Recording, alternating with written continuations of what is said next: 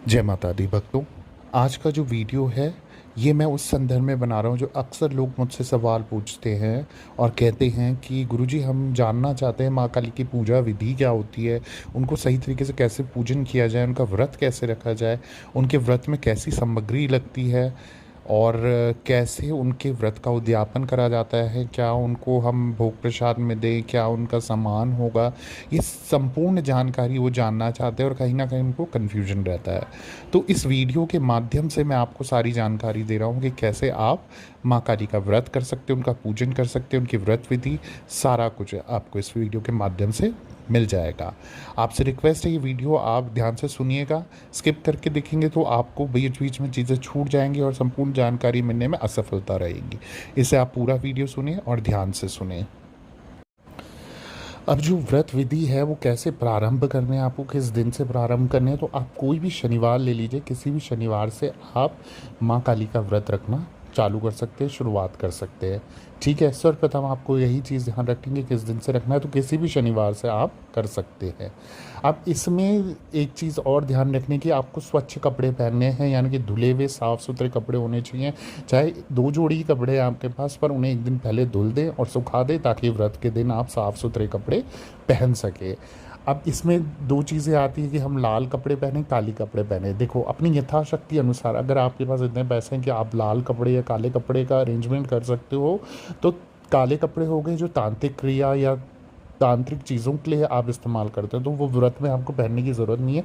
आप लाल रंग की चीज़ों को इस्तेमाल में ला सकते हो। लाल रंग की साड़ी होगी, लाल रंग का कुर्ता हो गया, लाल रंग की कमीज होगी, जैसे भी हो सके लाल रंग की चीज़ों का प्रयोग करना है आपको अपने व्रत के लिए। ठीक है, जो आप घर पे व्रत कर रहे हो।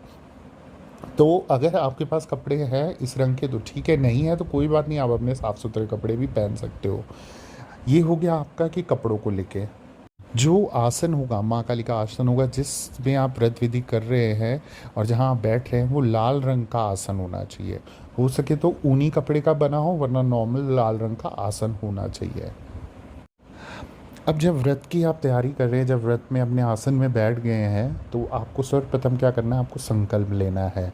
किस कारण से आप व्रत रख रहे हो और क्यों रख रहे हो, ये माँ को आपको माँ के समक्ष बैठ के आपको बताना है। तो संकल्प की विधि क्या होगी, अपने सीधे हाथ में थोड़ा सा जल ले लें या गंगा जल ले लें और उसमें थोड़े से चावल डाल दें और तो एक पुष्प रख लें, एक फूल रख लें आप। फिर माँ के समक्ष अपना नाम बोलते हुए कि मैं जो भी आपका नाम है और इस कारण से आपका व्रत रख रहा हूँ। चाहे आप खुले में व्रत रख रहे हैं, चाहे आप 9 दिन के व्रत रख रहे हैं। कम से कम 9 दिन के व्रत माँ के रखे जाते हैं, माँ काली के व्रत होते हैं जो 9 दिन कम से कम रखने हैं, वरना आप खुले में भी व्रत रख सकते हैं। खुले में मतलब कि आप उसकी कोई गिनती नहीं होगी, कभी भी आप उसको व्रत रोक सकते हो और उद्यापन कर सकते हो। पर अगर 9 दिन का संकल्प लेके कर रहे हो तो 9वें दिन में ही आपको अपने व्रत का उद्यापन करना होगा। तो इस तरीके से आपको संकल्प लेना है कि मैं इस दिन से आपका व्रत चालू कर रहा हूँ, मेरा नाम ये है, मैं इस कारण से कर रहा हूँ, मेरी विनती पूरी होने पे मैं इस दिन पे उद्यापन कर दूंगा, 9वें दिन पे उद्यापन कर दूंगा, या जब तक मेरी मनोकामना पूरी होती है मैं तब उस समय पे उद्यापन करूंगा, या जब तक रखता रहूँगा। तो जैसा भी होगा आपको माँ के समक्ष बैठ के ये संकल्प लेके प्रॉमिस करना है माँ से। जैसे ही आप संकल्प ले लेते हैं, अपना जो वचन है आप बोल देते हैं माँ के आगे, उसके बाद आपने जो जल चावल और पुष्प है वो ज़मीन पे आपको डाल देना है। अब आपको एक लकड़ी की चौकी अपने जहाँ पर आप व्रत करने वाले हैं उस जगह पे आपको बिछानी है। उसमें लाल रंग का साफ़ कपड़ा आप रखोगे। ये कपड़ा नया होना चाहिए, पुराना यूज़ करा हुआ नहीं होना चाहिए, बिल्कुल स्वच्छ होना चाहिए। चौकी के ऊपर आपको बिछाना है और जो दिशा होंगी वो पूरब या पश्चिम दिशा में आपको इस चौकी का स्थापना करनी है। अब आपको उस चौकी पे जो लाल कपड़ा आपने बिछाया उसके ऊपर माता की तस्वीर रखनी है। तस्वीर आपके जो मंदिर में है ऑलरेडी आपके पास है, वही फ़ोटो या मूर्ति आप स्थापित कर सकते हो व्रत के लिए। और ध्यान रहे कि वो रौद्र रूप में ना हो, एक हंसता हुआ चेहरा हो माँ का, हंसती हुई प्रतिमा हो, हंसती हुआ फोटो हो। पर रौद्र रूप में आप माँ काली की स्थापना घर पे वैसे भी मत करा कीजिए। व्रत के लिए ही नहीं, मैं वैसे भी आगे के लिए बता रहा हूँ कि रौद्र रूप में माँ को घर पे नहीं आप रखो और उनको हंसते हुए चेहरे के साथ, बिल्कुल सौम्य चेहरे के साथ आप उनको घर पे स्थापित करो। तो उसी प्रकार से अपने व्रत के लिए भी आप उनका सौम्य चेहरा वहाँ पर रख सकते हो। अब जब आपने ये सारे कार्य कर दिए, उसके बाद एक कलश स्थापना भी करनी है आपको, जिसमें आप तांबे के लोटे में एक साफ जल भरेंगे और उसके ऊपर एक नारियल रखेंगे। तांबे के जो मुख पे आप मौली धागा का जो धागा है वो बांधेंगे और नारियल पे भी मौली धागा बांधेंगे। इसके बाद क्रीम शब्द का, जब आप मौली धागा बांध रहे हैं तो क्रीम शब्द का आप प्रयोग करेंगे, क्योंकि आप सबको पता है ये माँ काली का बीज मंत्र है, तो बीज मंत्र का जाप करते रहना है इस पूरी विधि के दौरान। तो ये दो चीज़, और ये आप सीधी तरफ जहाँ पर आपने स्थापना करी है, माँ की फ़ोटो रखी है, अपने चौकी के सीधे तरफ आपको ये कलश स्थापित करना है।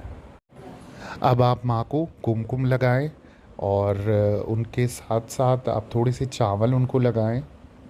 अब इसमें मेन ध्यान रखने वाली चीज़ जो है वो एक कार्य आपको ज़रूर करना है कि 16 श्रृंगार का सामान माँ को व्रत के दिन अर्पित ज़रूर करना है। 16 श्रृंगार यानी कि जैसे श्रृंगार का एक पैकेट आता है, चाहे आप अपनी श्रद्धा अनुसार वो दे सकते हैं, यथाशक्ति अनुसार आप साड़ी, चूड़ी, बिंदी और मेहंदी, लिपस्टिक, काजल, सारा कुछ जो 16 चीज़ें आपको मिला के बनानी है वो आप माँ को व्रत के समय पे अर्पित कर सकते हैं। और इसके साथ ही साथ आपको लाल या काले रंग की चुनरी जो माँ की प्रिय है वो भी ज़रूर माँ को देनी है।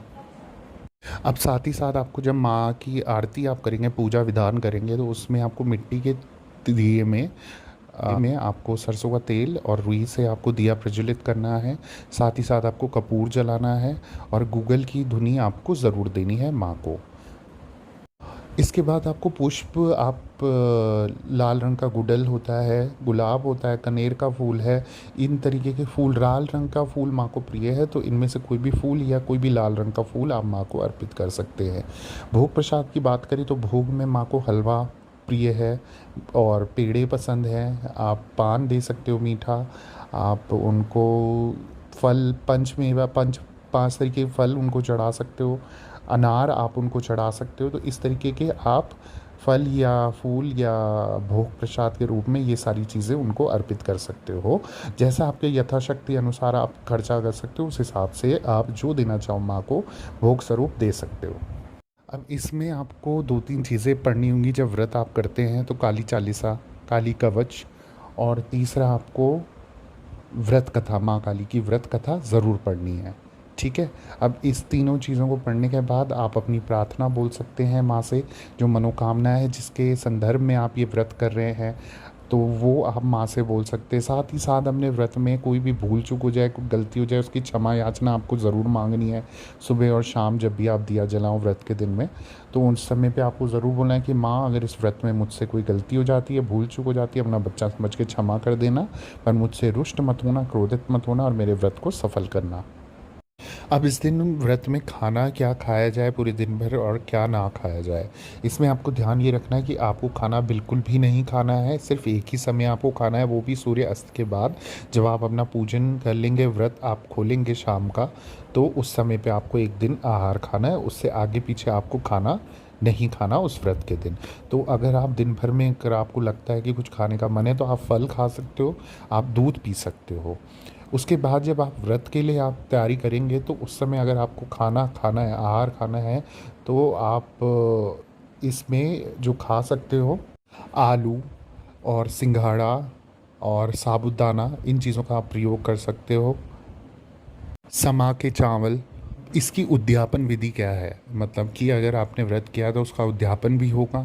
तो जैसे अगर आपने 9 दिन का संकल्प लिया तो 9वें दिन आपको उद्यापन करना है। खुले व्रत का संकल्प लिया है तो जिस दिन भी आपका आखिरी व्रत होगा उस दिन आपको उद्यापन करना है। इसमें आपको करना क्या है, 9 कन्याओं को आपको अन्न खिलाना है या आहार देना है या भोग लगाना है। तो 9 कन्याओं को बुला के आपको पूजन विधि से, जैसे आप अपने नवरात्रों में कन्याओं को पूजते हैं, उसी प्रकार से आपको इस दिन भी उद्यापन के दिन पूजना है और उनको भोग प्रसाद देना है, उनको भोग प्रसाद देना है। आप इसमें कन्याओं को हलवा, पूरी और काले चने, जैसे नवरात्रों में आप देते हैं उसी तरीके से आपको चना बनाना है, हलवा बनाना है, पूरी बनाना है। चने में आपको कोई लाल मिर्च नहीं डालनी, लहसुन नहीं डालना, प्याज नहीं डालना, इस चीज़ों का परहेज होगा। और नॉर्मल मसाले में मिला के आपको सूखा या जैसे भी तरी वाला आप बनाना चाहें, यथाशक्ति अनुसार आप बना सकते हो काले चने। ठीक है। और साफ़ सुथरा भोग होगा, ये साफ़ सुथरा प्रसाद होगा जिसको आपको 9 कन्याओं को खिलाना है। उनको भेंट स्वरूप आपको दक्षिणा भी देनी है, जितना भी आपका समर्थ है, चाहे 11 रुपये दो, चाहे 21 रुपये दो, चाहे 51 रुपये दो। एक लाल चुनरी या काली चुनरी माँ के नाम से देनी है। एक माँ की किताब, आपको व्रत की किताब ज़रूर देनी है उन्हें। और अपनी यथाशक्ति अनुसार चाहे आप कपड़े देना चाहो, भेंट स्वरूप कुछ भी देना चाहो वो आप दे सकते हो।